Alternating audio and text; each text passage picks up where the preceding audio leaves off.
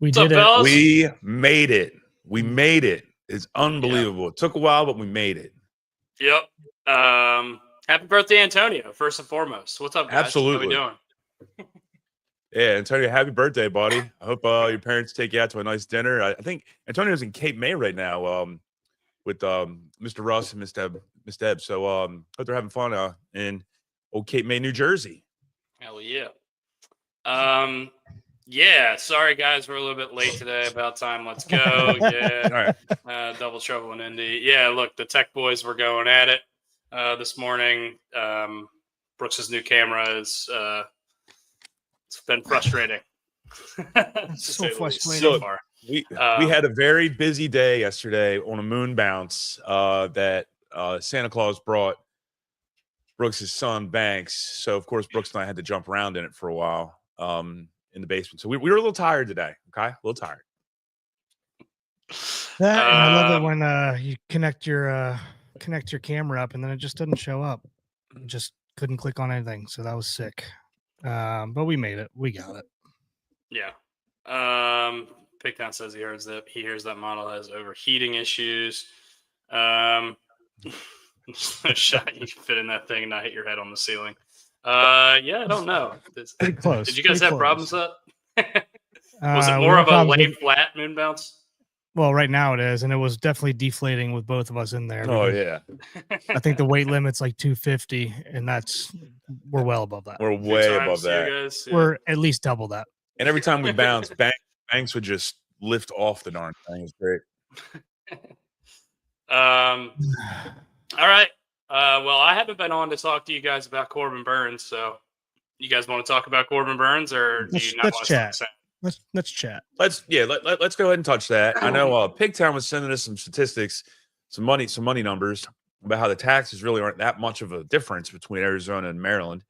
So that's that one kind of shocked me a little bit because I thought Arizona taxes would be a factor in the move. So I can't even make that argument. Bummed that he left. Understand why he wanted to stay close to home. It just stinks for the organization. Yeah. He gets to play spring training ball right down the street from his house. He gets to leave there, go home, hang out with his family, his kids. It seems like that's what he prioritized the most. Obviously, he wanted to get the money, but it seems like the Giants and the Blue Jays had the biggest offers other than Arizona, and those offers were pretty similar based on how the taxes worked out for those areas. I know the Orioles are apparently supposed to be up there, but I don't know. It seems like we were not even in the top couple of teams. That's how I feel. I don't know if that's necessarily true. Well, it's hard to say. Yeah. I'm sure we made a big run at him, and I'm sure we have a plan in place to get another top pitcher in here before the season starts. Remember, we didn't get Corbin Burns until very late last year, just before spring training. So February. yeah, if you're freaking out as an O's fan, I understand it because I'm starting to get frustrated with it as well.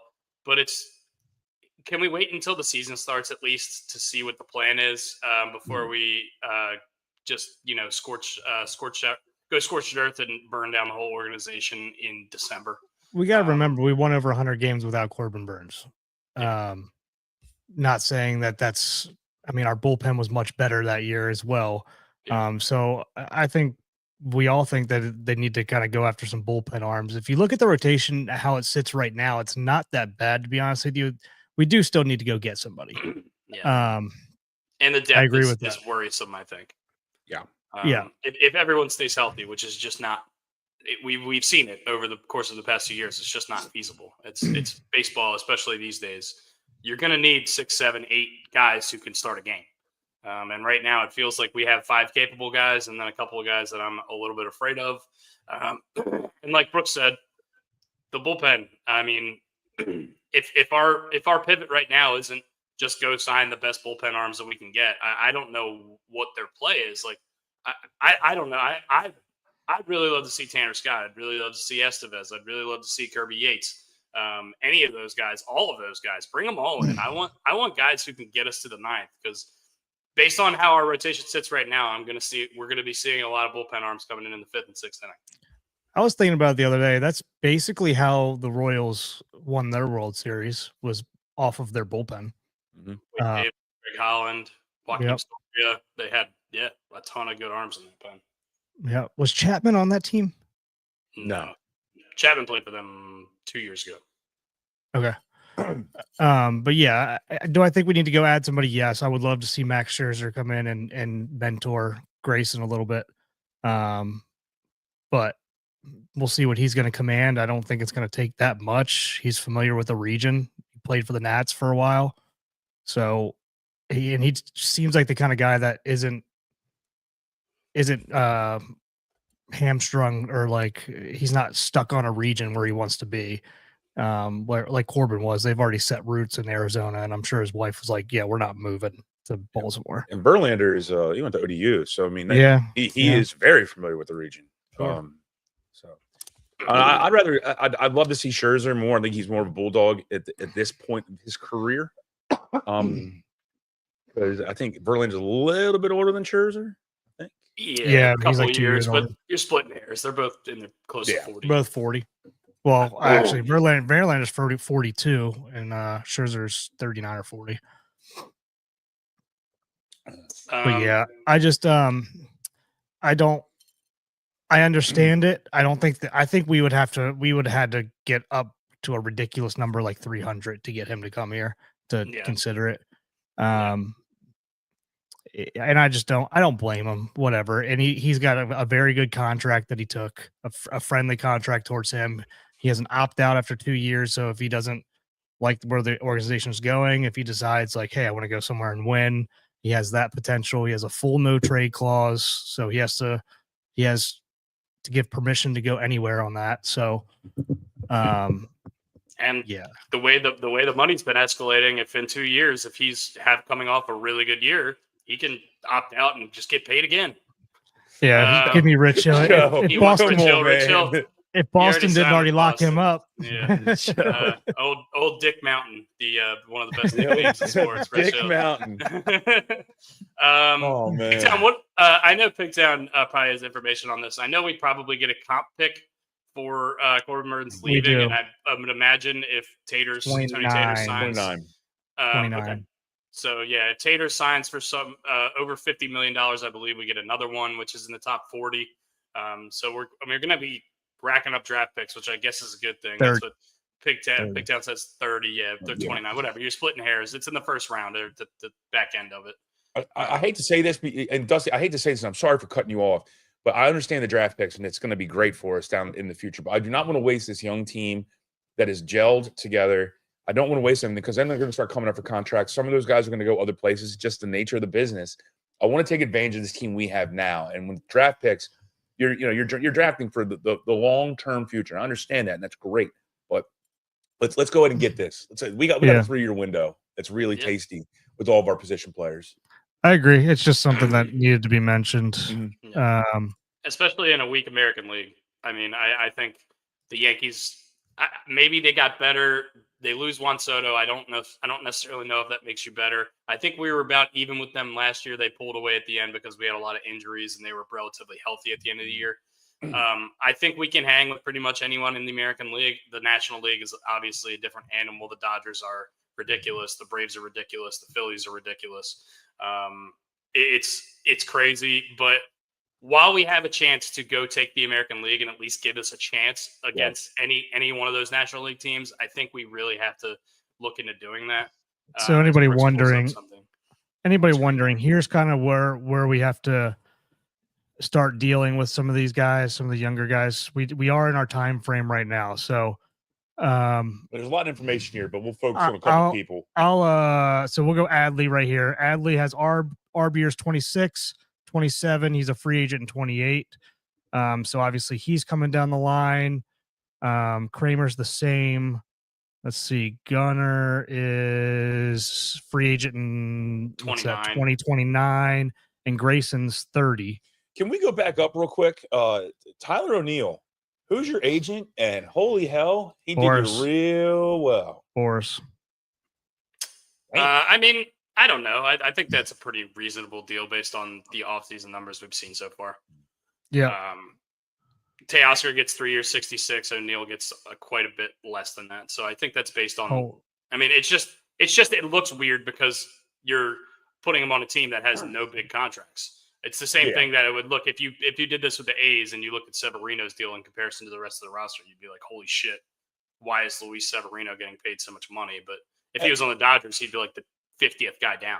Without a doubt. I mean, and look, our third highest paid player is Steve Sagano, our new Asian pitcher. Yeah. It's crazy looking at these numbers when you see if you see this breakdown for the Dodgers, the Yankees, or Atlanta. It just makes you think like I don't know how any of these teams compete at all. Look, we're Baltimore. We're not a destination. People don't want to come here. We just saw it with Corbin Burns. He'd rather go home to Arizona. I don't blame him. If I was him, I'd probably want to do the same thing, especially if the money was all the same and I was going to have way more time with my family. And also, Arizona's a great team. So, and they've got a lot of young talent as well. Ketel Marte, Corbin Carroll, Zach Gallen. Severino is the highest contract in A's history. We did this on the pod a couple weeks ago. The second highest ever was Eric Chavez, 66. Good God. There's a name. Yeah. Chavi. Eric Chavez, former AL MVP Eric Chavez, I believe. It sucks that we lost Corbin Burns. I do believe that the Orioles have a plan in place to get somebody else in, whether it be with San Diego or Seattle. And I also think that we'll strengthen up the bullpen before the season starts. I really hope so. And if some of these bullpen pieces start to fall and we're not involved, or at least in on somebody, I'm gonna actually start to get really angry with the way that the organization has handled this offseason. But I'm gonna wait. I'm gonna be cautiously optimistic. Although it is hard to be optimistic after your ace leaves. We do have to remember, like, there's going to be steps taken. There's going to be jumps in terms of, like, these young guys are going to keep getting better. There's no way the injury bug, knock on wood, is going to hopefully be that bad again. I mean, that never happens. Yeah. And then, obviously, if you look at Adley's numbers at the break, he was having an MVP type season until the second half. And we were even talking about Mountie going to the All-Star game. Just watching my microphone fall right in front of my face is awesome, by the way. He's going down. Lower. Say lower. Keep going. But yeah. So I mean, some of the young guys, they're going to continue to take some jumps. That's a live look at Sean Foy when he found out Corbin Burns was signing with Arizona. You could just watch his erection going away. Well done, man. Well done. I wish I could say that was a good wind up for you to throw the pitch. But man, you just crushed every part of that. That was freaking awesome. All right. Yeah. Let's talk about before we get into football, Ovechkin came back from injury, and he's got a goal in each of his first two games back. So I wanted to mention that at the top. That dude broke a bone in his leg. Less than like a month and a half ago, he broke a bone in his leg, and he comes back and he has scored a goal in the first two games back. He is now 25 off of Gretzky for most goals all time in NHL history. He's got 870. Gretzky's at 895. So has a chance to get there this year, regardless or despite the injury. But I did want to mention him because he's a local legend, and obviously he's going for history. So. Something I want to bring to light, not to light, but just something I always think about. Sidney Crosby and Alex Ovechkin were the names in hockey for a decade, maybe even a little bit more than that. Can you think of two opposite players? They're both great players, but one had massive amounts of injuries, concussion problems, and then you have Ovi, who looks like he could literally take an oar to the face and still play. And it's just the juxtaposition of those two guys, but they're both awesome players. Like I know, being Maryland guys, Baltimore guys, we have a little bit of a disdain for Pittsburgh sports in general. But I respect the living hell out of Sidney Crosby because he is so talented, and I hope they respect Alex Ovechkin and the Washington Capitals because they just Obi tough and Sidney Crosby a little fragile. Got real fragile bones, soft like baby shit. Yeah, I'm still marinating on I the don't Sean have Floyd much. comment. Sorry, I'm still marinating on that. Yeah, you can let that one marinate for a while. We already talked about the Wednesday games on our Thursday pod. I guess we have a little bit more context now that the rest of the week has gone. Can we skip Thursday night entirely because no long. Not only was it the most boring game in the history of football, it was 6-3. But it also doesn't matter because Seattle needed to win to keep their playoff hopes alive, and their playoff hopes are no longer alive with Washington's win last night. Washington's win last night clinched the strength of schedule something or other for the LA Rams. So the game that the Rams and the Seahawks are playing in Week 18 now means nothing. The Rams have won the NFC West, and they are locked into that 4 seed. I guess in theory they could get the 3 seed if Tampa loses and they win or something like that. But either way, we don't need to talk about that Thursday night game other than Caleb Williams and little bit of trivia. Go ahead. A little bit of trivia. Can you remember the last college football game that was like the major college football game? I'm talking about the big time teams. All right, so your Power 5 conference teams that finished 6-3 as the final score. I have no idea. It sounds like a Penn State game, though. Alabama versus LSU, the two most dominant defenses in college football that year. And I think Alabama won the national title, and the game ended 6-3. They played in the SEC championship game, and then ended up being the national championship game as well. About 3 weeks later. What was the final score of the national championship? I wonder. Probably 9-7. You know, something stupid. I don't know. My notes are frozen. Is that McElroy? It might have been McElroy. Anyway, John David Booty. That game, that Thursday night game sucked. We can move on to Saturday. Before we move on to the games in particular, what did you think about? I don't know, actually. I was going to get that done. You had 35 minutes to sit around while we had technical difficulties. You couldn't. You're right, and I completely forgot. And by the way, you were sitting there watching Brooks doing nothing also. So without a doubt, I was doing commentary. He's like, that's weird. That seems frustrating. Why is that not happening? Like, I don't know, Brian. When we do our picks on Thursday, we'll get that tally together because we're gonna have to worry about the game tonight anyway. Joe driving but was screaming the answer. What did you guys think about all of these games happening before Sunday, and do you think it affected the product on Sunday? Because I sure did. I thought yesterday's football watching was definitely not nearly as fun as it should have been. What did you guys think about that in general before we get into the games in particular? Let you go ahead, man. Yeah, I mean, I agree. I don't. Is it nice having something to watch on Saturday? Yeah, but I mean, there were 6 bowl games. I know. Like, there was just too much going on to try to follow, to be honest with you. So yeah, I didn't love it, but it would have been nice if there's no bowl games. But yeah, it was just too much. It's just for me at least. It's just too much. Monday, Wednesday, Thursday, Saturday, Sunday, Monday. Like I love football and I love the NFL and I love watching these games, but do I really want to watch the Chargers beat the New England Patriots 40-7 as the only NFL game on? Nobody wants to watch that. I don't care. Now, I will say this is a question. This is a question we actually brought up. I can't remember who brought it up. It could have been me for all I remember, but I wanted to see how this new college, the 12-team playoff, correlated with the NFL games also happening almost simultaneously.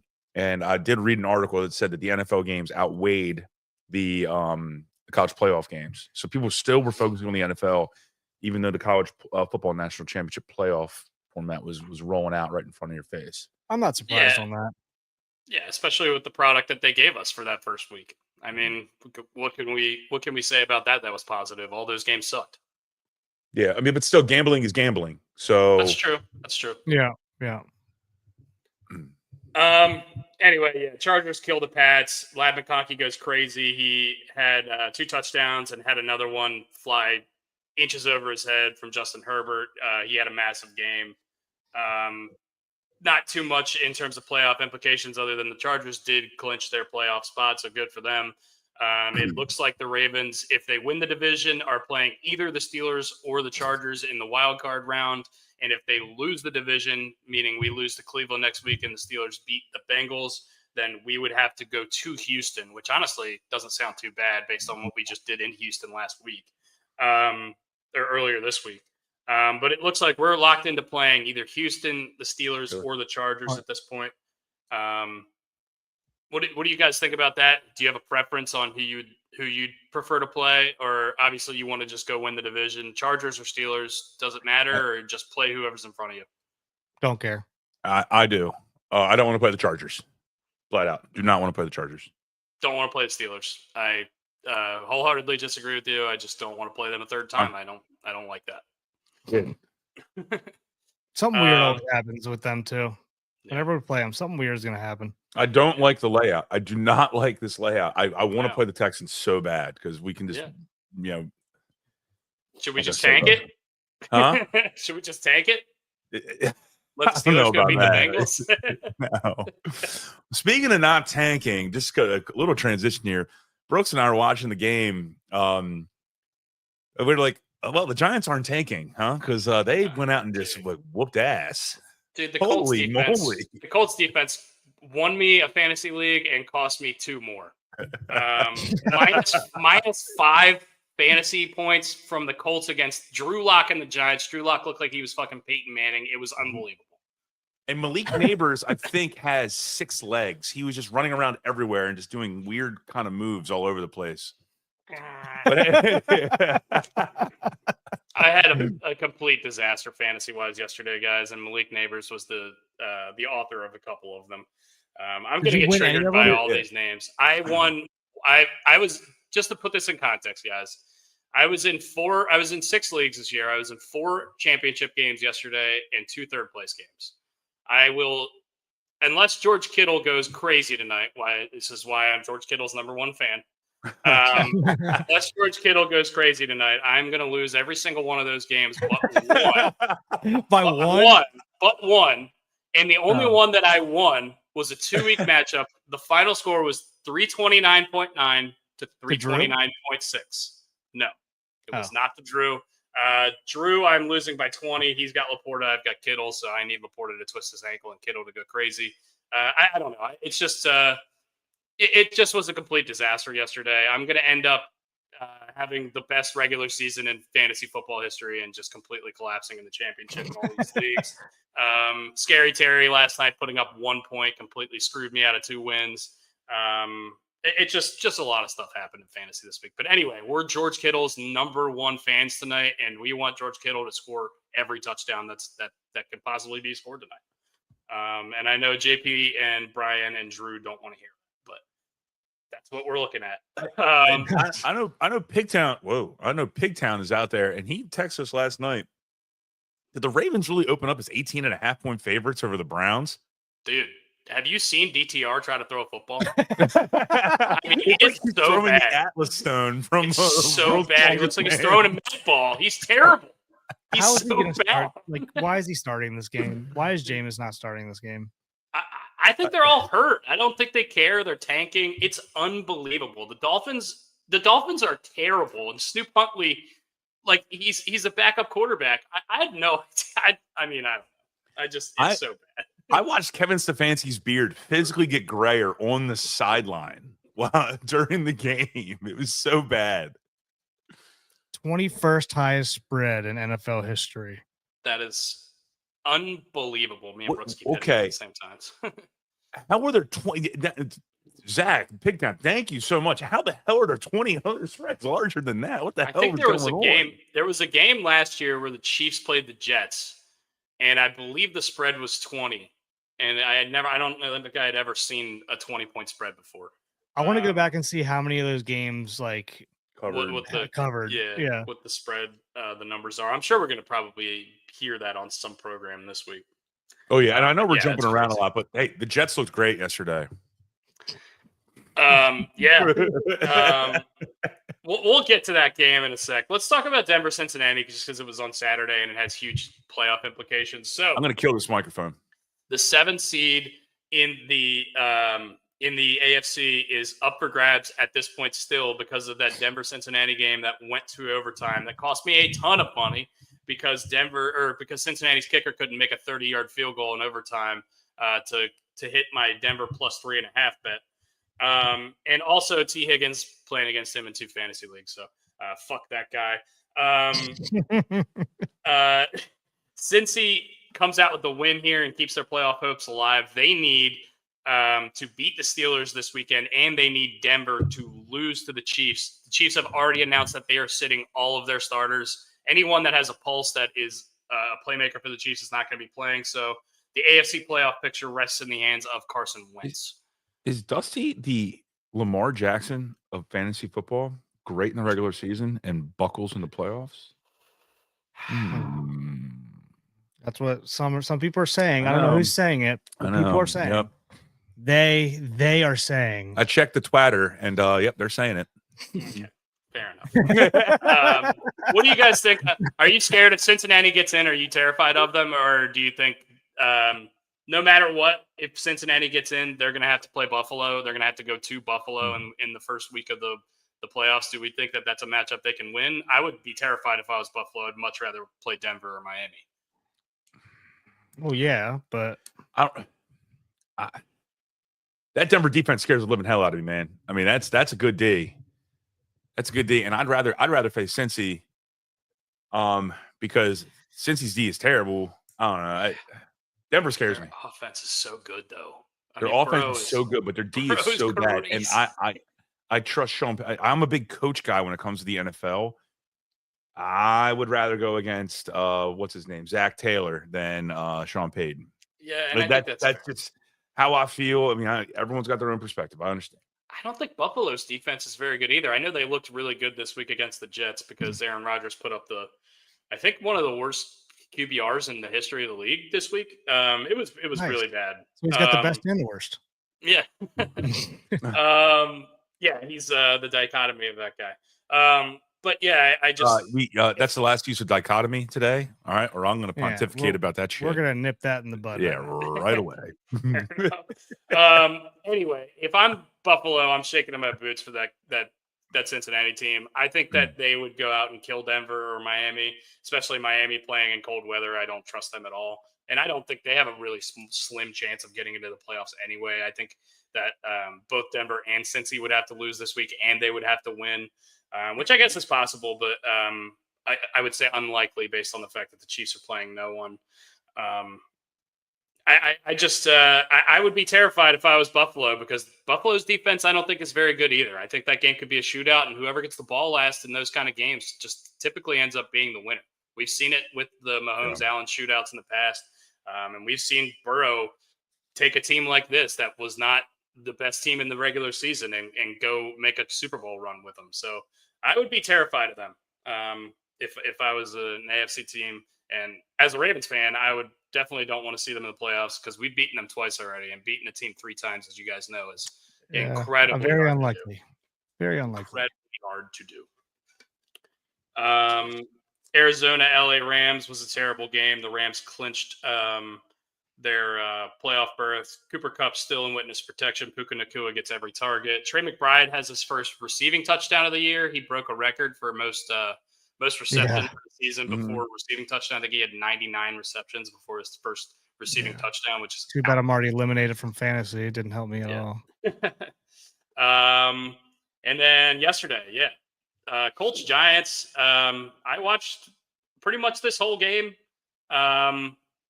I mean, I got nothing to say. I think Indianapolis' defense is got to be one of the biggest jokes ever. I have no idea how they've won 7 games this year. Flacco looked like Flacco. He threw 2 touchdowns, but threw 2 picks. That's a Flacco game to me. Jonathan Taylor got 32 carries. Tyrone Tracy couldn't do anything in this game, and Malik Neighbors just went absolutely batshit crazy in this game. Yeah, I mean, these 2 teams are inconsequential. The only thing that matters here is that the New York Giants moved from the number 1 overall pick to the number 5 overall pick. So if they want to replace Daniel Jones in their quarterback situation, they're going to have to trade up, or they're going to have to sign Sam Darnold, Brock Purdy, Kirk Cousins, somebody in the offseason. I don't know what their plan is. But I want to watch this. I want to see what McAfee said. McAfee torched the Colts. Yeah, I would love to watch that, but I don't want to get demonetized. We can't watch that on here, I don't think. The Rizzler has lost his second game in a row for New Orleans. And Las Vegas has won their second game in a row, taking their name squarely out of the number 1 pick sweepstakes as well. Guess nobody wants Shador Sanders, huh? Oh, the Oakland Raiders do. Broccoli, Las Vegas Raiders. Broccoli. They just won. I almost said broccoli. Brock Bowers passed Puka Nacua for most receptions ever by a rookie receiver, which was a mark that was set last year. And Brock Bowers also passed Mike Ditka for most receiving yards by a tight end in his rookie season. So Brock Bowers' historic day yesterday, and well deserved. That guy is unbelievable. This is something your brother and I were watching the game when that happened, and I said, "Holy shit!" Mike Ditka had 1,000 yards receiving as a tight end in that era when they weren't using stunning. When they weren't using like tight ends, it's like a 50-year-old record too. I mean, they were probably throwing the ball like 20 times a game. Yeah, like not these 50. And it was 14 games. Yeah, like I was like, damn. I knew Mike Ditka was a Hall of Fame tight end, but I'm like, wow, I didn't know the numbers were that staggering. Stuck. Yeah, I mean,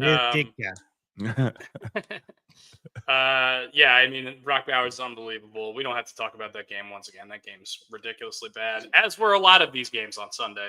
Tennessee and Jacksonville, didn't watch a minute of it. Did you? No. Why would we?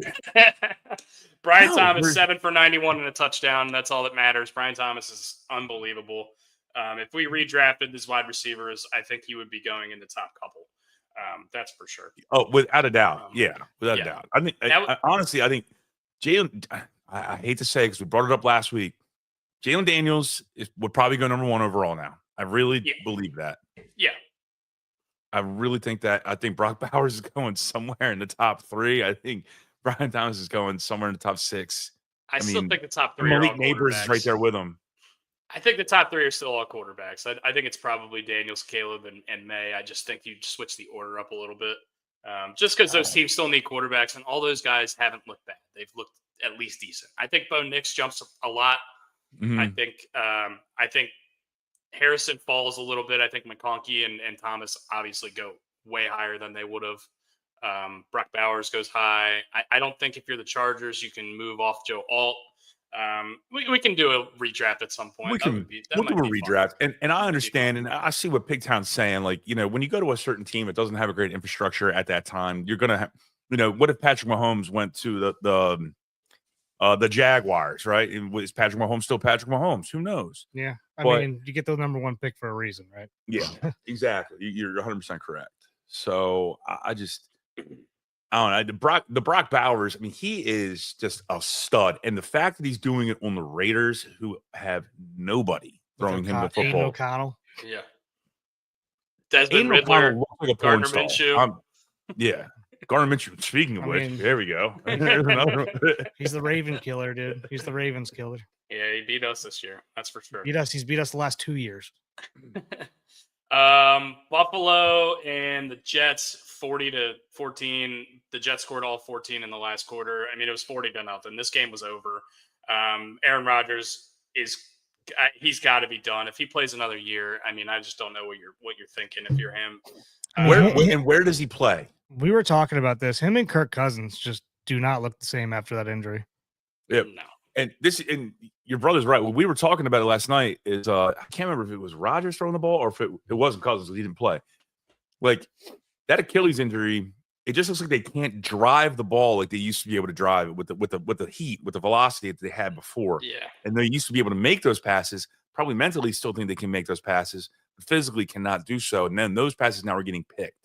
Yeah. And so that really has to. I think that really has to be the case. Yeah, and watching some his accuracy is just not there. It's not what it was 2 years ago when he was playing before the injury. His mobility is I don't know. It's mobility. It's you're right. It's accuracy. It's the zip on the ball. It's all the things that make him how good he was. It's just not there anymore. And maybe another year removed from the Achilles, you can say like, oh, well, maybe it'll come back a little bit, but the dude's 42 years old. I guess I have a little bit more faith in Kirk Cousins being able to be successful next year just because he's a little bit younger. and his body's going to be able to recover a little bit better. But obviously, Rodgers is a better player in their prime. I don't really see a roadmap for either of these two guys being successful moving forward in the NFL. I know a lot of teams are probably going to take a look at Cousins because he's going to be really cost controlled next year. But I just don't know if that's your guy. How far are you realistically making it? I just don't. I don't. Unless you want him to come in and groom somebody. Yeah, that's about it. And then they have to be willing to do it. Yeah. Yeah, I mean, did you think he wants to go groom somebody after he got drafted with a quarterback number 8 overall, right underneath of him? Mm-hmm. I don't know. I mean, you can look what happened with Russell Wilson and Justin Fields. They said, "Hey, Russ, we're going to sign you. This is going to be your job." And then, like literally 2 weeks later, they went and signed Justin Fields, and he started the first 6 games. So, I mean, anything can happen. These teams aren't married to any ideas, I don't think. Bills clinched the 2 seed, 13-3. They got nothing to play for next week. I would imagine they're going to be sitting their starters. So I don't know what the deal is with the MVP. We're kind of sick of talking about that anyway. Look, the two guys are both having really, really great seasons. If you have an argument either way, you can make it. Both sides are right. Both of these guys are unbelievable. But if the Bengals make the playoffs, it probably should be Joe Burrow. Joe Burrow is having one of the best seasons I've ever seen, and if they don't make the playoffs, there is 0 chance. If he makes it, then it's going to be like it was literally all him and him and his receivers. But it's true, and it's a compelling argument. But I mean, I don't know. I think he's still behind. What's up? Am I stuck? Yeah, you were for a second, but I think you're coming back around. You're good. Oh. Can you hear us? Okay. Sorry. You know how good my Wi-Fi. Yeah, I can hear you. You know how good my Wi-Fi is here. So it's 60 and sunny in Ocean City, and your Wi-Fi is still down. I mean, there's not a hurricane hitting, right?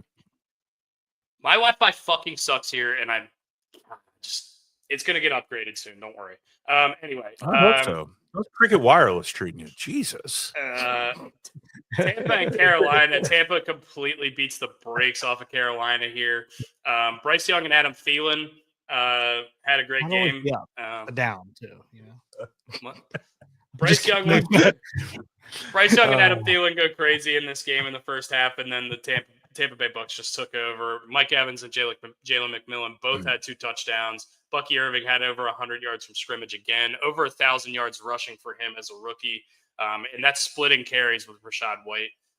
So that's, unbelievable stuff out of Bucky Irving. I know I've been singing his praises a lot. Tampa takes control of the NFC South because of Atlanta's loss last night. If Tampa beats the Saints next week in New Orleans, Tampa will win that division. And honestly, if I'm in the NFC, I don't really want to see Tampa at home. I think they're pretty dangerous. No. What do you guys take from this game, and what do you think about Tampa in general in the playoffs? Are you scared of them? I'm just going to go right off your comment. I mean, I wholeheartedly agree with you. That team is scary. Mike Evans is on fire. Imagine if they had Chris Godwin right now. Yeah. And when he got a guy named Bucky who's making moves, I don't want to face a Bucky. All right. No. Bucky's killing it, man. Bucky for the Bucks. We got a Mayfield 5 yesterday. Yeah. Mayfield 5. How about Baker? Good for him. Good for Baker, man. Good. 27 for 32, 359, 5 TDs. Don't take any more insurance commercials or whatever the hell he was doing before, because that was the demise of him in Cleveland. All right. So just stick to snacks or some commercials, whatever the heck you want to do, but do not do insurance commercials. Just keep doing what you're doing because it's working real well. And I still love your head coach because he talks through his teeth. Less than 2 years ago, Sam Darnold and Baker Mayfield were both on the Carolina Panthers. By the way. I saw that post. That's nuts to think about. Is that? Just unbelievable. How crazy these organizations are and how quickly they move off of people and how it makes them look stupid. Dallas gets the shit kicked out of them by Philly. Kenny Pickett gets knocked out of this game, and it didn't matter. Tanner McKee threw a completely beautiful back shoulder ball to A.J. Brown in the end zone, who promptly launched that ball straight into the stands. It was Tanner McKee's first touchdown pass in the NFL. Brooks and I are sitting on the couch. We're watching this game. Can you believe that the two starting quarterbacks for the Cowboys and Eagles are Kenny Pickett and Cooper Rush. what's his name? Rush. And Cooper Rush. And then some guy named Tanner McKay, who sounds like he was selling hot dogs in the second quarter. Where'd he go to college? Do we even look up where he Stanford. went to college? I think he went to Stanford. I think they said Oh. Smart guy. Did he go to college? Smart guy. smart guy. Yeah.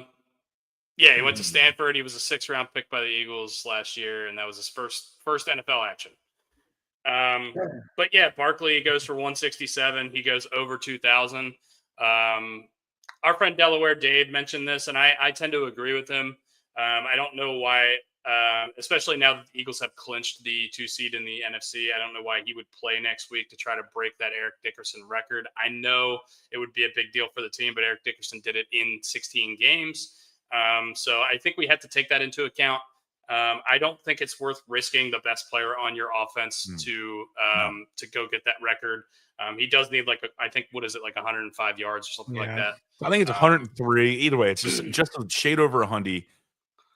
And look, the Delaware he makes a great point. Like, I think Dickerson did it in 16. OJ did the original one in 14. In 14, which was 2,000 yards, but yeah. Just over 2,000 yards. It's crazy. I don't see what happens if he gets hurt, right? Are you gonna remember his rushing record, or are you gonna remember if he won a Super Bowl because he's healthy and you got all the way and you have a ring? Yeah, it's a dangerous. I understand arguments on both sides, but really the real record is to me still OJ's because of the 14 games. 2 less games is massive. Yeah, I mean. Look, I think they did it on ESPN before the games yesterday. They were talking about Rex Ryan was talking about how awesome that defense was in 2000, how awesome Jamal Lewis was, and he was like the Jamal Lewis thing was awesome that he went over 2,000 and he had that big game. I think he had 296 in the same game, which I think he held the record for a little while until AP broke that. But he was like, we all remember that and we all look back at that fondly. But you know what we talk about every time we see each other is that Super Bowl ring. We don't talk about that rushing record. So yeah, I think it's one of those things. You're in position as one of the best teams in the NFC, with Detroit losing a lot of guys to the injuries. I think you are in the driver's seat of the NFC if you're Philadelphia, assuming Jalen Hurts is able to come back and he's 100%. I don't think you can risk that going for this record. I just don't. And honestly, he could get the record and he still wouldn't win MVP anyway. Is this something where you go to him and ask him if he wants to do it? Yeah, this would be something I would definitely go to him and say, hey, what do you want to do? You know, he's earned that for sure. Yeah, he's definitely earned it. Yes, that's a great question. That's a phenomenal question. Yeah. If I remember correctly, going back to Jamal Lewis, I think he rushed for 500 yards that season just against the Browns in 2 games. That's not a joke. That's crazy. I really think he thank you, Browns. Oh my God. I think there was I was looking at this recently because I've been watching a lot of baseball videos on YouTube, and I was watching a video of like who could draft the most RBIs, per player or something like that. And I found out Lou Gehrig had a 2-year stretch in the 30s where he had like 375 RBIs in 2 years. Holy! And I think Babe Ruth was hitting in front of him, so that means that people weren't on base. All right, because he was hitting bombs. And like, what the hell? I was looking at the stats. It's unbelievable. Look at that guy's freaking page. I mean, there's just guys on base all over the place. You should not be having a lot of RBIs if Babe Ruth is the guy hitting in front of you. No, you shouldn't. Miami, Cleveland, we talked about a little bit already. DTR just, I can't believe he threw the ball 47 times in this game. I can't believe that they asked him. He threw the ball 47 times in this game. They got 170 yards, 0 touchdowns, and 1 pick. That brings his career total to 1 touchdown, 10 interceptions. This guy's not good. He's not a competent NFL quarterback. Do you think Jerry Jeudy tried to drown himself in a urinal right after the game? Jerry Jeudy had 12 for 94 in this game. Well, I mean, when you throw 47 times, you better have a couple targets. Well, Tyreek Hill finally went over the 100-yard mark too. Yeah, Tyreek had a decent game here. Waddle was out. Achane didn't do anything in this game. Tyler Huntley actually had a decent game, 22 out of 26 for, had a touchdown on the ground and through the air. I don't know. I mean, I know this Miami team is technically still alive, but I don't really see them as a threat. Even if they get in, they're going to have to go to Buffalo. It's going to be cold as shit. They're going to get their asses kicked. I'm not worried about them as a potential playoff team. I think the Browns are a complete joke, and they're going to be completely screwed because Deshaun Watson is going to be their quarterback again next year, and he's not very good at football. Green Bay and Minnesota, game of the day for sure. 27-25 final. Minnesota was in control of this game all the way until they weren't at the very end. Josh Jacobs had a slow start. Aaron Jones looked pretty good in this game. Justin Jefferson, slow start as well. Addison was good. I think the story of the game is Darnold. I think Darnold played really well, and I think Love didn't play very good. I think Love made a lot of bad throws, especially in the first half. I think he played better in the second half. What did you guys think about this game, and what do we take away from this game? Vikings, Packers, take it wherever you want. Brooks, you go first. No, I mean, I think this was the way this game should have played out, to be honest with you. So, I mean, that's kind of what I was expecting. And yeah, Darnold was better. Three touchdowns, 33 for 43, 1 interception. Josh Jacobs with another good game. Aaron Jones, is he getting to the end of his rope, do we think? Probably. I didn't think he looked bad. And that, I mean, that's really about it. I'm glad it was a good game, honestly. I mean, it should have been a good game. It actually ended up being what we thought. So, does this make you more scared of the Vikings going into the playoffs, more or less scared of the Packers, or do we just think this was kind of just a one-game thing, like a one-off thing? Brian, why don't you take that one? I really don't have an answer to your question that's going to be, wowing in any way, shape, or form. I'm not going to try to reinvent the wheel here. I think it's two good teams went after each other. It's a divisional game. We talk about how divisional games are usually rock fights. I think this is exactly how we thought the game was going to go. And both teams are legit contenders in that NFC. And if you probably ask the Lions, obviously, once again, going to the divisional game thing, I don't think they want to see one of the teams in the NFC Championship game. It's going to be a divisional opponent. So not scoring in the fourth quarter and giving up 15 is a little bit of an issue for me. Yeah. If I'm a Vikings fan, I mean, totally agree that's literally what the Ravens were at the beginning of the year. So, yeah. or in last year. The Lions injuries leave them out from being a scary team. I disagree with you a little bit there, Pigtown. I think they're still scary. I think they still have a lot of weapons. Obviously, their defense is a lot more vulnerable than it was before, and losing Montgomery hurts, but their offensive line is still very good. I still think they're going to be able to move the ball on pretty much anybody, which makes them scary regardless. I do think their defense losing a lot of players due to injury. It definitely hurts them. I think they lost an offensive lineman too, didn't they? Yeah. But we also need to remember some of these players may come back in the next week or two that we're talking about. They lost all these people. They get 3 or 4 of those guys back. And I'm not talking about Aiden Hutchinson, who I don't think should play at all this year, because if he comes back, I think it only could be for the Super Bowl. Yeah, that's what they were saying. That's what he's saying. But that's what he said. Yeah. Yeah, I think he's being a little confident there.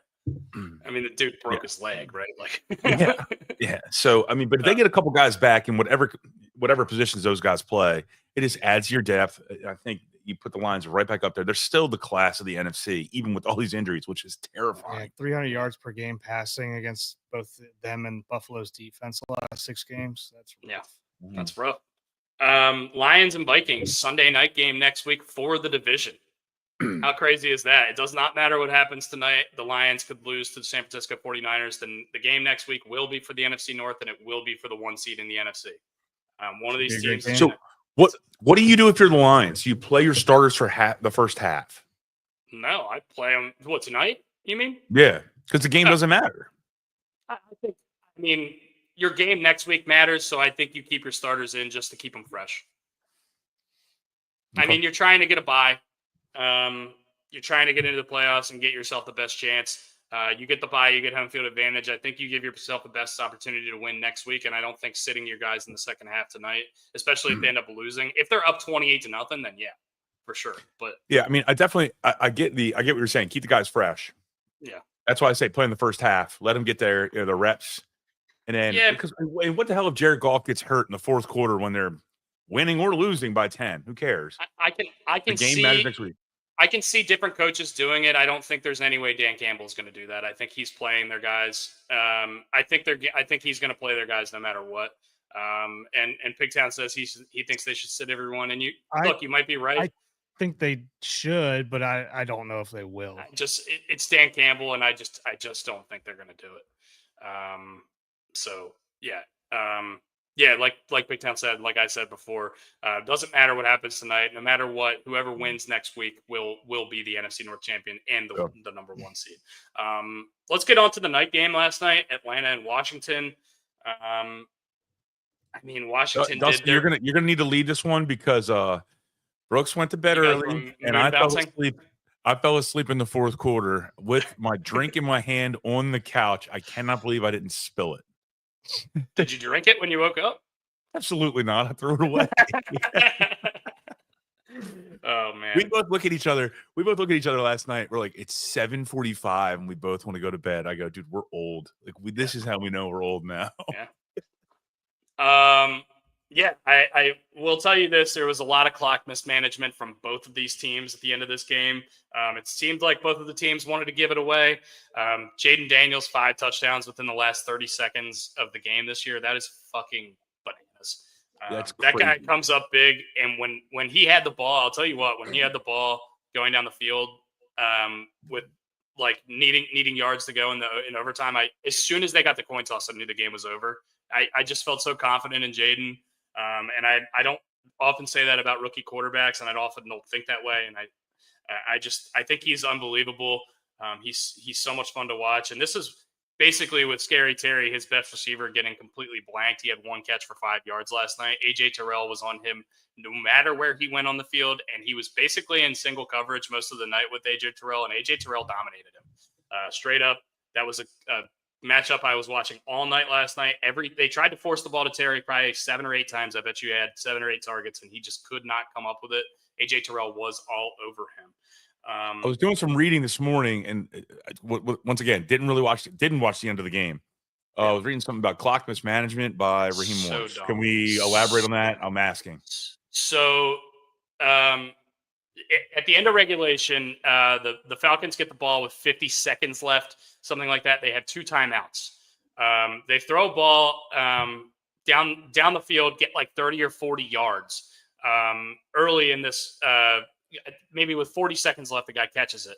Instead of calling one of those timeouts, they let 20 seconds roll off the clock and run another play, get nothing. And then they have to call a timeout. So now they're down to 1 timeout, and there's less than 15 seconds left on the clock after this play. If they would have called their timeout, they would have had 40 seconds, 1 timeout, and they still needed 15, 20 yards to get into field goal range. They end up getting into, because of a couple offsides calls and stuff like that, they end up getting into a position where the guy has to kick a 55-yarder with 2 seconds remaining.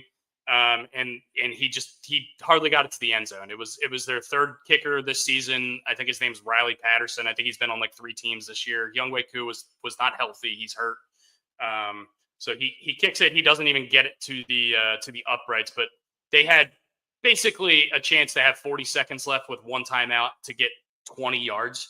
And instead they didn't take the timeout. They let it run down to 20 seconds, kept the 2 timeouts, and just completely screwed themselves. Rhetorical question. Why? I mean, why? Why would you do that? That doesn't make any sense to me. You're an NFL coach. These are things you practice and you think about on a regular basis. They cut to him afterwards, and he was like, damn, I should have called a timeout. Like, you could see him on the sideline. And after the game, they asked him about it, and he said, yeah, we would have benefited if I would have taken a timeout. That one's on me. Like, at least he owned it, because I know a lot of remember earlier in the season when Eberflus didn't call and he got fired, and he was just like, nah, I think we did it right. And everyone's just like, no, you fucking didn't. What are you talking about? Just say you didn't. Just say you fucked up. Yeah, just say you screwed up, man. Anyway, I mean, look, Penix looked okay. I didn't think he was great. He missed a lot of throws, and even in the fourth quarter, they had a couple throws that he really missed. But when they really needed it, they had a 4th and goal from like the 20-yard line, and he threw a complete dart into Kyle Pitts, who good for him. He showed up, Kyle Pitts, and caught that ball. He got benched for most of this game, by the way. He was out for like 2 quarters. Just because I don't know if because he's been bad or if he has bad attitude or whatever. Obviously, he's not performing well for a top prospect. But good for Washington. They get to 11 wins and they have clinched their spot in the playoffs. It looks like they're probably going to be the 6th seed. And if they're the 6th seed, they're going to be playing either the Rams or the Bucks. Or I guess in theory they could play the Falcons if the Bucks lose and Atlanta wins next week. A lot of stuff could happen, but it looks like Washington's gonna end up getting matched up against one of these kind of frisky teams in the bottom half in the playoffs. What do you guys think about Washington? I can't believe they have 11 wins this year. Good for them. And what do you think about Atlanta? Do you think that they went to Penix too late in the season? I'll answer the second question first. I do not think they went to him too late in the season. They were letting Kirk Cousins try to continue to improve as a quarterback. I mean, you got to remember. I think like 4 weeks before he got benched, he threw for the most passing yards in Atlanta Falcons history. It was like 505 or something like that, something stupid. Yep. And I still call them the Redskins. I know Kirsten Larson calls them the Redskins still, which I love. I love that it's still called the Redskins, and I hope they bring that back. By the way, I know there's some sort of petition going around to bring the Redskins stuff back. Racist. Thanks. But that being said, I like that they got Jonathan Allen back. That I don't know in what capacity, how much he's playing. I didn't really pay attention to his snaps, but he's a wrecker in the middle of that D line. So with him coming back, I think the old commies, as you guys call them, racist. I think they're a force, a little bit of a force. Yeah, Brooks. Commie bastards. No, I can't believe they have 11 wins either. To be honest with you, at the beginning of the year they looked great. Well, I shouldn't say great, but they surprised a lot of people. So, I'm a little surprised that they kind of kept going. I thought they were going to falter there at some point and trip and fall over themselves like they always do.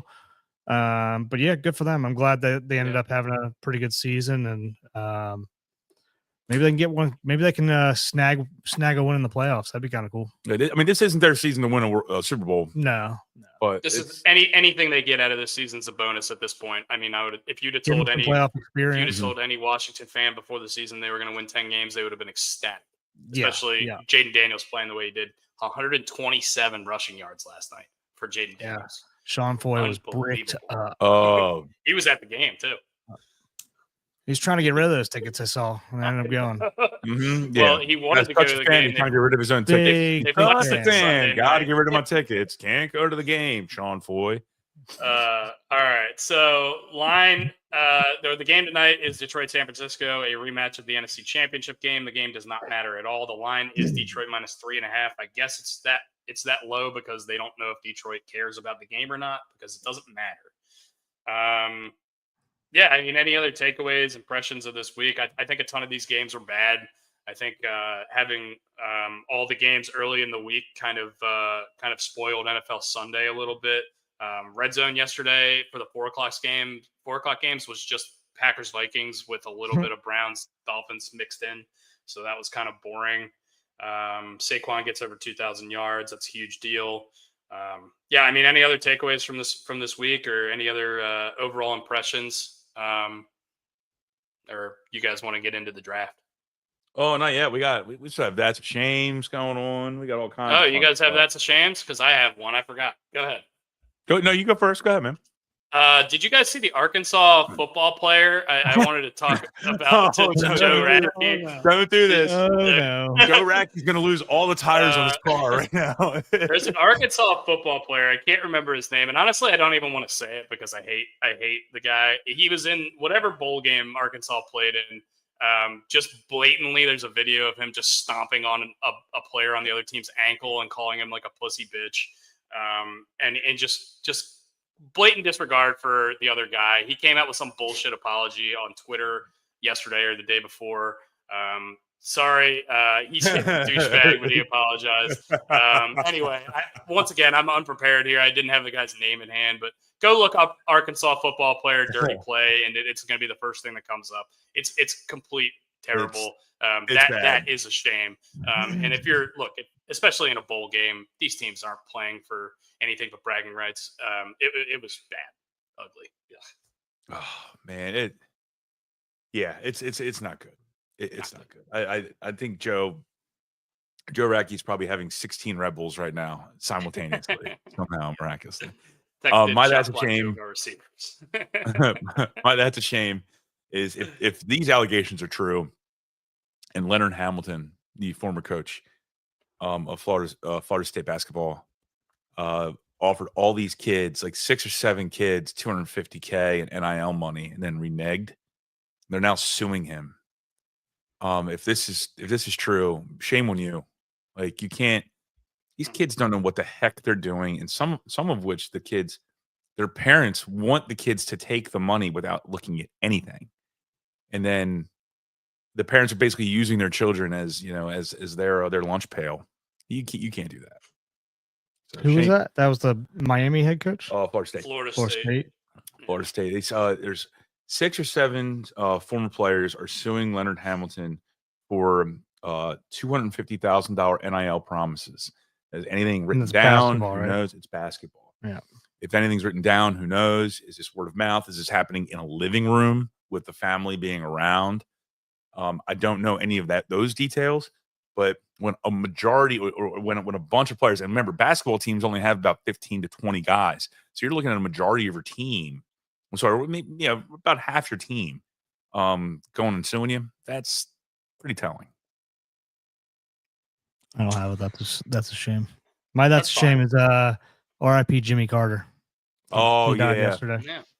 R.I.P. Jimmy Carter. 100 years old. 100 years old. Man made it. Good for him. A couple days longer than Betty White. Yeah, somebody put on Twitter that he got to see Babe Ruth and Hawk Tua. That's awesome. Fuck out of here. What a life. I mean, if that's not a full life, I don't know what is. I mean, yeah, that guy saw it all. He saw it all. Really saw it all. I'm sorry. That's ridiculous. I thought it was so funny. I couldn't not say it. Also, happy birthday, Tiger Woods. Happy birthday, Tiger Woods, and happy birthday, Antonio. Antonio, that's a pretty sick. That's a pretty sick person to share birthday.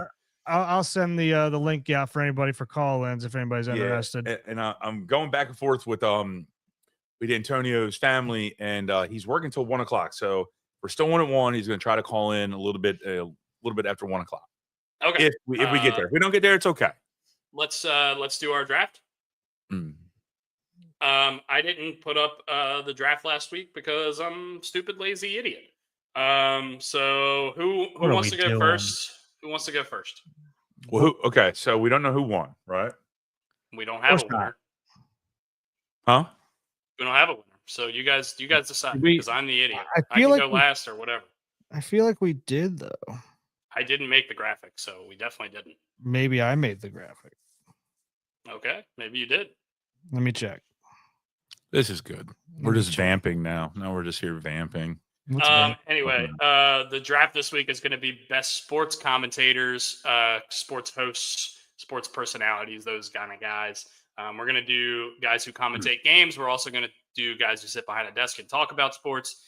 Any of the ESPN, NBC. It was Christmas movie quotes. Christmas movie quotes. Oh, yeah. I didn't do it. Yeah. Oh, good. No. I won. I told you that. Joe, why don't we get Joe in here? Why don't we get Joe in here first before yeah, we got to get Joe in here. Oh, Joe got a haircut. Joe got a snip. Look at that. Whoa. Boy, cleaned it up. I feel very naked today because she went a little too heavy on cutting this beard off, but a little heavy-handed, huh? I don't know, man. It looks pretty good. It was time for a trim, that's for sure. And it took to this morning to really sink in. Like I feel a little naked, but Joe, I actually have a question for you that is not sports related whatsoever. Being Dusty and I are in the bar industry. yeah, What's the number one seller of Red Bull that at least you delivered that is not regular or sugar free? What are the flavor? What flavor sells the most? I'm gonna go with probably apricot. The amber. Okay, one. that caught me off guard. Didn't even know that was one. I didn't know that wasn't even a flavor. Amber. So it's amber. So it's strawberry apricot. or Okay. watermelon for All sure. right. I was I can gonna see say that. watermelon or blueberry. Those are the ones that we have at Yeah, where because I you, work at. you mix with bombs and stuff like that, but The- vodka based drinks. The Juneberry is also very popular. Is that grape or blueberry? It's Juneberry. I had never heard of it, but apparently it's an actual fruit. What color is the can? What the hell's a June? Is there a July berry? It's light. It's You're very on fire light. today. It's actually called Sea Blue, but the flavor is Juneberry, so it's a light Okay. blue can. Yeah. Huh. Coming We need to in go get a just Juneberry. Are we picking up a Interesting. Juneberry today? We're picking up a Juneberry.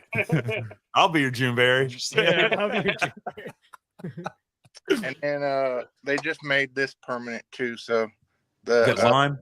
Apple. elderflower. It's Elderflower.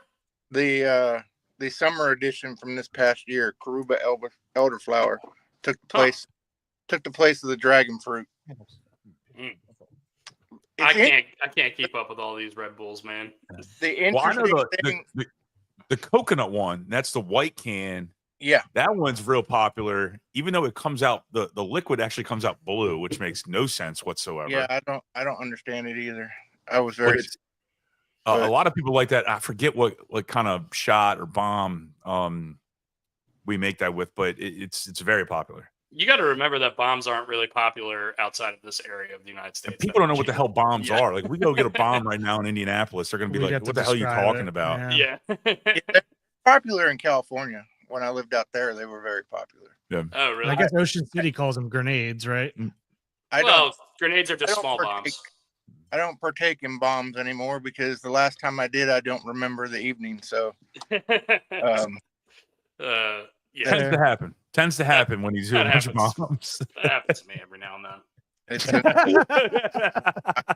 I will never ever touch a Jägermeister bottle again in my life. Oh man! If I didn't have to, I wouldn't either. And strongly dislike Jägermeister. vodka was on that list for a while, but I've come to like the Deep Eddy vodka since Ryan started pushing it. I tried it and it's smooth. It's good. Yeah, we make quite a few bombs out of that too. Yeah, without a doubt. Yeah. And the interesting thing about Red Bull is they're very different around the world. So like the Japanese flavors, the flavors in the UK and the flavors in Australia and even Canada are very different. Huh. That's interesting. I wonder what kind of weird flavors they have overseas that we would think are like really Foster's bizarre. flavored Red Bull in Australia? That'd be weird. Vegemite Red Bull. I saw one online yesterday on Reddit, and I don't even know how true it is, but a sour cream and what? Get at now. No. I'm like, that just sounds disgusting. Yeah, I'm good on that. We'll pass. We need to change topics now. That's swirly. Yeah, Joe. Sorry, I had to call out your Arkansas boy, but that was ugly, man. I saw that online and I couldn't believe it. I knew I had to say something because you're our boy. It was pretty terrifying, and they ate him alive on the internet. I mean, they deservedly so. The Texas Tech receiver started it he finished it. The Texas Tech defender started it by putting it out on Twitter and showing, hey, he stomped my ankle and called me a little bitch. There's some other videos out there that show they chop blocked our receivers on the sideline twice during the game. So it was chippy, and you didn't even realize it watching the game. I mean, it was such a blowout. My mom and dad were in Florida with my sister, and my mom texted me, "Great game." I'm like, "Did you watch it?" It was in the background. Like, I FaceTimed my mom to teach her how to call the Hogs, and she had no clue what I was doing. So it was pretty. I got a call from an Etch-a-Sketch. Like, how the hell's that happen? Hey, so while we're on this topic, we're not going to be able to all chat until some of these college football playoff games happen. Anything we like, don't like? Yeah, don't they start on Wednesday? You're going go Dogs. You're rooting for the Bulldogs. All right. Same. You think that they're going to beat Notre Dame? I think that's going to be a low-scoring affair. Yeah, I think they're going to beat them. I just want the electric Nick Moore on the Ryan Ripken show. That's all I want. I need. Yeah, Electric Nick the Moore. Notre Dame's fraud. They're always frauds. They're fraudulent. Their defense is good. They can't throw the ball, which I think they're going to have problems with against Georgia. But Georgia's starting that quarterback we haven't really seen much of. I think it's going to be a defense game. I think it's going to be really boring, low scoring. Saban thinks that backup is better than the starter. Without a doubt. Without a doubt. And I Yeah. can't believe Carson Beck declared for the draft, by the way. The hurt Georgia quarterback. Why would he He's not? going to be though? playing in the Like, CFL. Well, because I he don't probably know. got hurt. Yeah. He was a first rounder before the season started. I think he'll still end up going in the second or third round. Mel Kiper has him rated as the fourth best quarterback in the draft. Now, I'm going to move on real fast and just say I think Boise State beats Penn State. Chris Merrick, don't kill me. I hope so. God, I hope so. I hope so. I don't see it. I think Penn State rolls and then they get absolutely destroyed by Georgia, Notre Dame, whoever they play in the next round.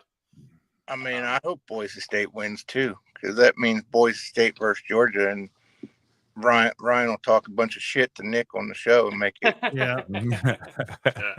that would be awesome. I don't have any feel on the Texas Arizona State game. I would assume Texas is probably going to dominate that game, right? yeah. And Oregon Ohio State is what really should be the national championship game, in my opinion. And we're getting it in the quarterfinals. So I don't know who's going to win that game either. What? But I know Jeremiah Smith's going to go crazy. What's the spread on that game 2.5. in favor of Oregon? Okay. Yeah, it's Are in you the sure? Rose Bowl. It's at the Rose Bowl. I wonder if it's Wow. did it start with Ohio State favorites? Because I remember people were getting pissed. They were like, "How is Ohio State favorites when they lost to them?" I this mean, year?" I could be wrong. I just assumed it was. Well, it might have flipped too. I don't know. Well, I mean, and you make a No, you're right. It's Ohio State minus 2.5 in the Rose Bowl. That's crazy. what once again, I don't want to beat this horse again, but they got to reseed next year. They have to. Yeah. They don't mandate that. It's Yeah. stupid. They'll figure it out next year, I think. All right. Well, anyway, Joe, we'll let you go here unless you have Okay. anything else you want to say or shout out. Do we have or any promote or Arkansas anything. facts of the day? Yeah, any Arkansas facts? You got to give us something. Yeah, Bill Clinton's from Arkansas. Remember that. from Arkansas. So apparently, Google says the stereotype is Arkansans are lazy and banjo picking racist that marry their cousins, and we all know that's Alabama. All right. Where did you get that? That's we got to send you off on that one. That was awesome. You're not winning. You are not going any better than that comment Yeah. right there. That was gorgeous. Oh, Joe, thanks for listening and watching and calling. Joe, and you the hanging out man, with us, dude. man. You're You're the the- man. Yeah, anybody want more of that? Just tune in on IG and Facebook every day, and I'll. Yeah, Yeah. Baltimore Joe 82 if Yeah. you want to follow. Baltimore Joe, Arkansas Joe. Yeah, follow him on Instagram, Twitter, wherever you can get his stuff. Man, Joe, when- thanks again, man.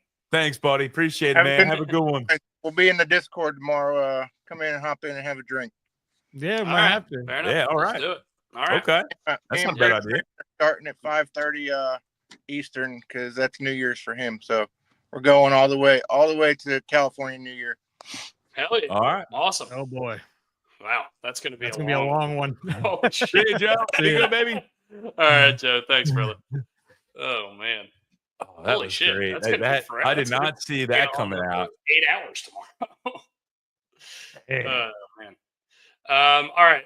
Well, in the meantime, I think we're maybe going to hold on here for Antonio. But if not, let's do our snake draft now.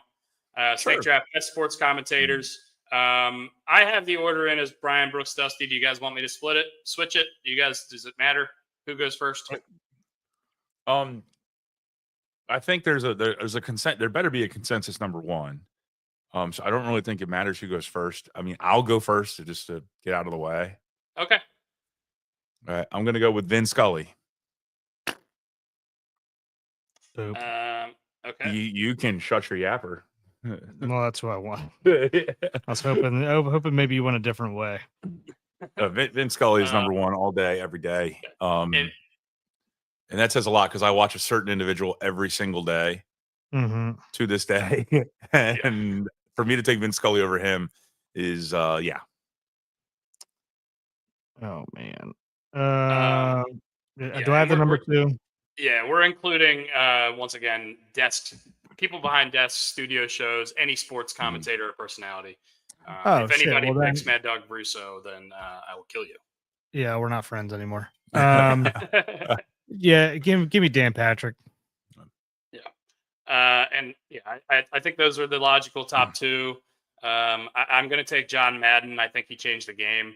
Yeah. And he's obviously one of the most famous and well-loved individuals ever. And I'm going to go hometown here. I'm going to take SVP number 2, Scott Van Pelt.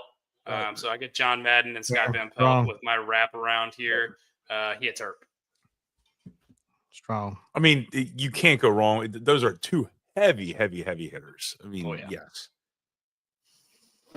All right, give me Al Michaels. I like that it. one's going off. Al Michaels is great. I almost paired him up with Madden, but I decided not to. All right. I'd be remiss. I've got to go. Hello, friends. Jim Nance. Yeah, he's on my list as well. It's tough. It was tough not to take him. Yeah. He's the voice of golf my whole life for sure. Basically, the one that I think of, him and Faldo. Yeah. And then I'm going to take one. I really didn't. Well, one, I didn't get a chance to appreciate him because too young. But Howard Cosell, and there's always a line by Al Michaels who said that Howard Cosell was amazing. He knew exactly who he was, but was never happy with where he was in regards to like how people perceived him. But he has, without a doubt, I think one of the most famous calls of all time. When was it John F. Kennedy? Was not John F. Kennedy when someone got assassinated, someone got killed. Oh, John Lennon. John Lennon. John Lennon. John Legend. Yeah. Sorry, you just killed somebody. Yeah. He's like in the middle of a Monday Night Football game, I think, and how John Lennon had been shot. Yeah. Back when we didn't have phones and internet to figure that kind of stuff out right away. That's how people found out. Well, my next one, I'm going to go with another hometown guy in a sense. Old Orioles broadcaster John Miller. Yes, I like it. He was on my list, and I thought about taking him. I'm gonna stick to. I mean, he was one of the voices of my childhood. Give me Chris Berman. I have to take him here. I just have to. I had a couple other names in mind before him, but.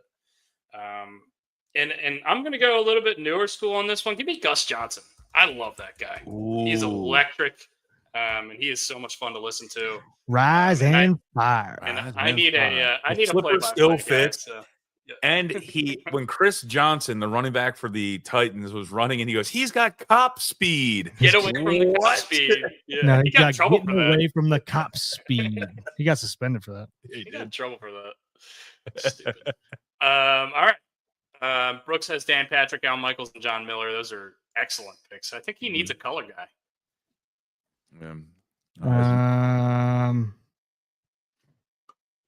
Give me a shoot. Give me Stuart Scott. Damn it! I should have taken him. Damn it!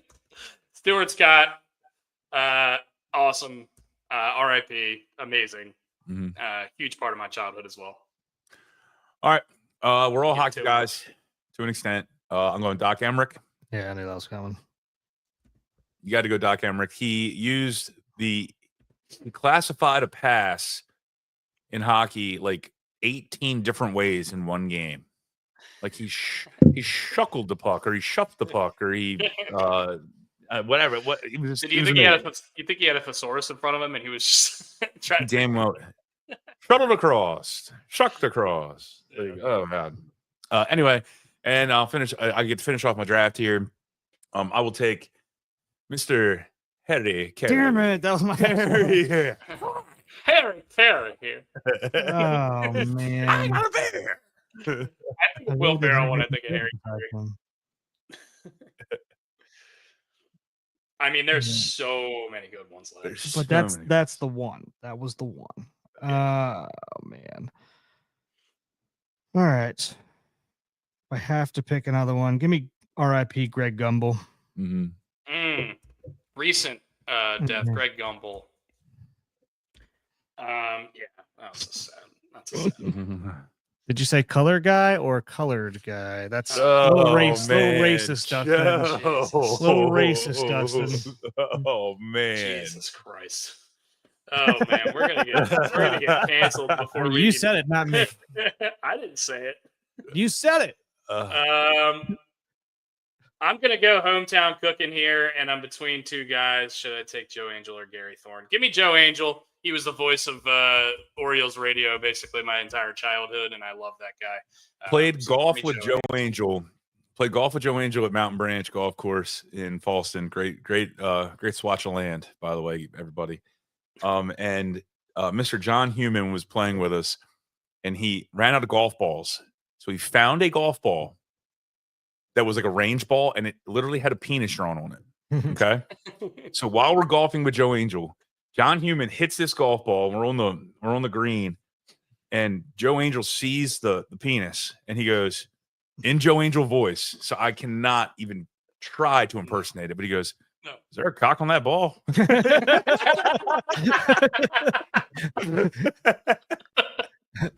I'm like, you can't make this shit up. Like that is. You guys have any honorable mentions? Without a doubt, man. Bob Costas. You have to go Kurt Gowdy. Jim McKay. I'm just going off the top of my head right now. I mean, obviously, Gary Thorne I remember him in the EA Sports hockey games when I was a kid. And then we were lucky enough to have him, with the Orioles. Man, I mean, look, Keith Olbermann. We missed a couple of huge ones. Kenny Mayne was awesome. He was so dry. Like, they put up some fencing out there in that outfield and he hit it over it. I love the little Kenny Mayne 15-minute skits they would do on ESPN Countdown. I love those. And we're missing like some football guys. Like Pat Summerall was really good because he could actually, and also really we left off Charles Barkley. We left off Ernie Johnson. Oh no, Barkley. We left off Brent Musburger. I'll go through a couple of guys we left off here. John Smoltz, Joe Morgan, Mike Breen, the guy who yells "bang, bang." Kevin Harlan, who's unbelievable every time he calls Ravens games. Dickie V, Dick Vitale. That's a pretty big miss there. Lee Corso, Lou Holtz, Chris Carter, Tom Jackson, John Kruk, Susie Colbert. Did you just say Chris Carter? Yeah, Chris Carter was on NFL Sunday Countdown forever, dude. Oh, you're on suspension. You get out of here. What? Susie Colbert was the only sideline reporter I had. I love Susie Colbert. Linda Cohn is great. Linda Cohn's stable. Bob Lee. Yeah. Mike Tirico. Edward. Who was the Chris Collinsworth? Who was the guy that passed away that had the crazy ESPN commercial where like he was wearing the what was his name? Like John Clayton or something like that. Yeah. You know what I'm talking about? The guy with the glasses. He passed away, I think. Marv Albert. Marv Albert. We had a teacher. Joe Buck. Yeah. The Bucks. We had a teacher in high school named Mr. Radaball that had an affinity for Susie Colbert. And when we would have we had like this group project or something like that, and we had to log into a thing, and there was a username and password, and the password for every one of those things was always Susie Colbert. That's creepy. That's Colbert. That's I just thought it was really funny. That's such but anyway, a thing to do. Yeah. There's so many good ones, and they all have their own little James Brown. Yeah. Forgot about him. Yeah. There's so many good ones. I mean, people hate Collinsworth. We were even talking about it last night. Like people hate Collinsworth. I think he's very educational to the football fan. Tony Romo does a great job. He calls out stuff that you don't see. I love Greg. My new favorite one is Greg Olson. Greg Olson crushes. Yeah. Ian Eagle and his son. They're good too. Mhm. Yeah, a lot. I mean, just a lot of really good names here. I think we did a good job here. Obviously, missing out on Dickie V. I think that's kind of a big miss. No, I don't like TV. Yeah, I don't know. But anyway, that's our draft. And the one that I do remember, and the only reason he was revolutionary, and great call by Joe Racky with Ben McDonald. Yeah. Booger McFarland. Booger McFarland. Remember Booger McFarland in the Booger Mobile? Oh my god, Do you that was remember that terrible. thing? That was terrible. He was in this like tower that would move along the sideline. I was trying to forget it. Yeah. Remember the people in like the first like 3 rows couldn't see the game. They were like paying so much money for these tickets. There's this big man in the Booger Mobile. But revolutionary guy was Chick Hearn. And I don't know if people know who the heck Chick Hearn is because he passed away about a decade ago. But he was with the LA Lakers, and he was the guy who would always go. He started announcing how far away people were taking their jumpers. He'd be like, so from 12 feet, because remember, you would listen on radio. Most people didn't have TVs when he started. He'd be like from 15 feet, and he hits like 17 feet. It was revolutionary. Something that we don't need to think about anymore because we have so many streaming services, and televisions, and 4K and 5K and 19K.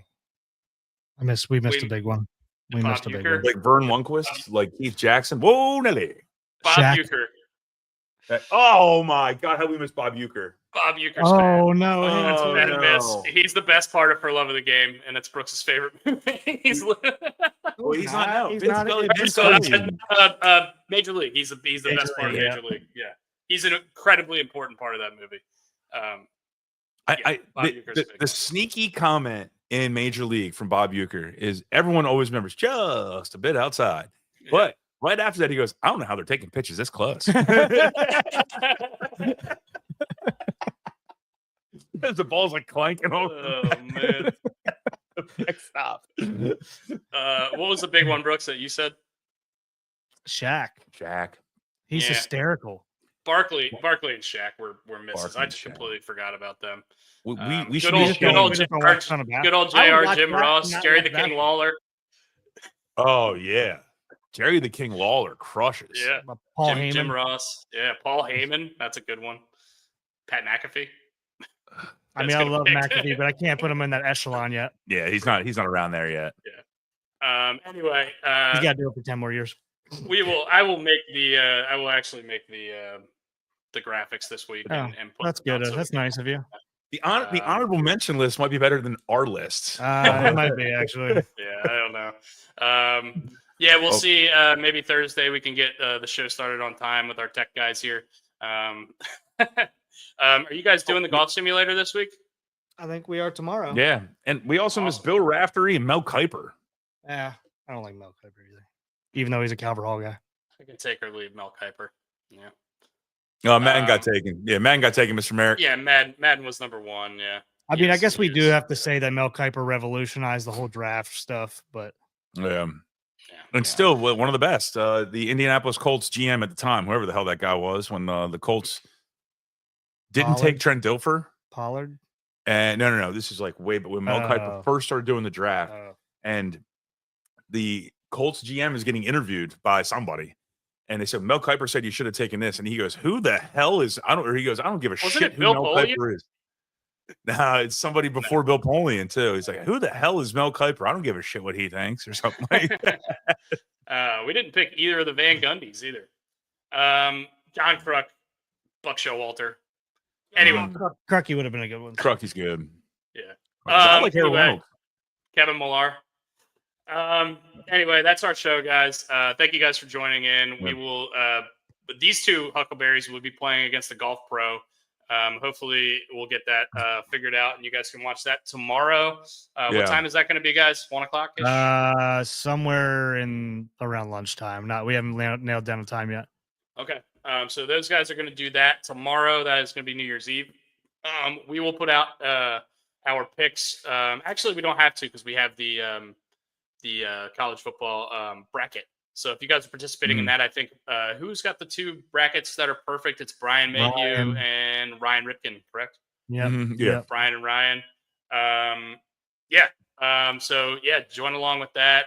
We'll make some picks on Thursday. They're going to play golf tomorrow, and yeah, thanks you guys for tuning in, and go enjoy the beautiful weather if you're here in Maryland. Happy birthday, Antonio! All right, I'm sorry you couldn't join us. But I understand. Yeah, I'm sorry, Antonio. I didn't know he was working till 1 o'clock. So sorry, Antonio, you couldn't make it on. But happy birthday! We all appreciate you very much. And happy birthday, Tiger Woods. Happy birthday, Tiger Woods. Happy birthday, Tiger Woods, yo. And then also, I get to be out here in Indy with Brooks and have fun, and enjoy ourselves. We're going to dinner a little bit later today. And hope everyone has a good rest of your day. I do this podcast every week because I have friends that love me. Mental health. Woods, 49 years old, by the way. Wow. Hi, Dempsey. Is he serious? All right, boys. All right. That's it. All right. See you, boys. See you guys. Happy New Year, guys. We love y'all. Happy New Year. Happy New Year, all. Go Boise State, Chris. Go Boise State. That's correct. Boise State. Let's go. Penn State sucks.